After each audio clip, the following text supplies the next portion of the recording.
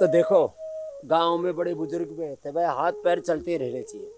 हाथ पैर चलेंगे तो दिल, दिमाग, लीवर, किडनी, पूरा शरीर तंत्र अच्छा रहेगा। तो देखो जो कर सके वो भुजंगासन तो बहुत इजी है ही, उसके साथ ये कर ले, यूं ऐसे।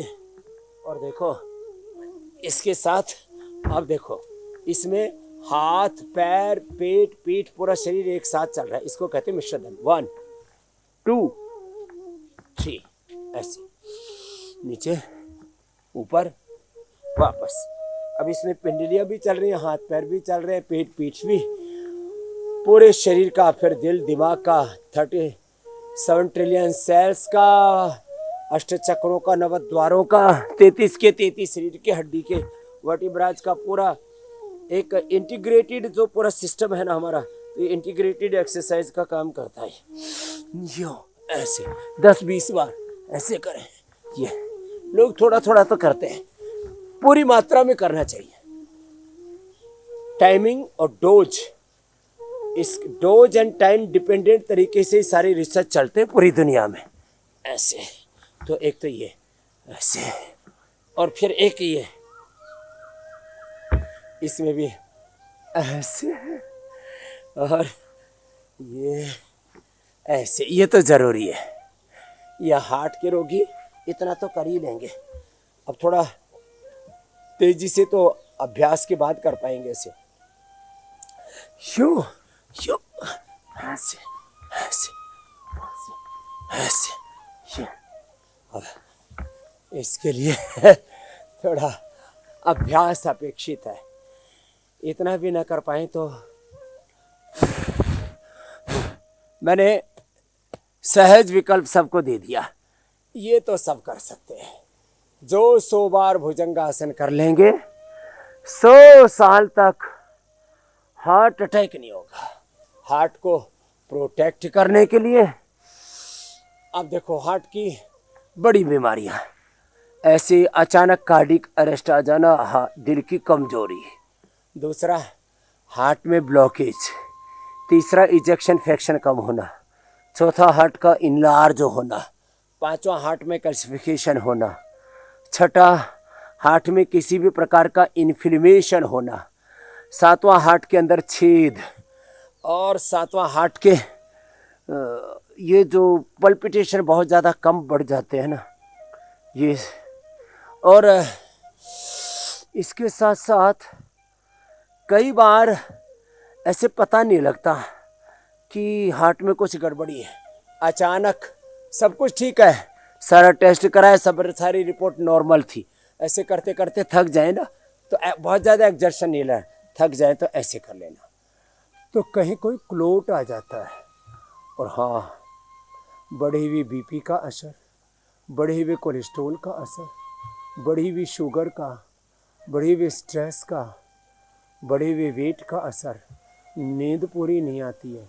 इसलिए समग्रता में हमें अपने स्वास्थ्य को देखना पड़ेगा। तो ये योग से आयुर्वेद का मैंने प्रयोग बताया, और अपने खान पान में लौकी का जूस, लौकी का सूप, लौकी की सब्जी एक बार ज़रूर सम्मिलित कर लें। पिछले 30 सालों से हमारे आहार में लौकी उसका अपरिहार्य हिस्सा है।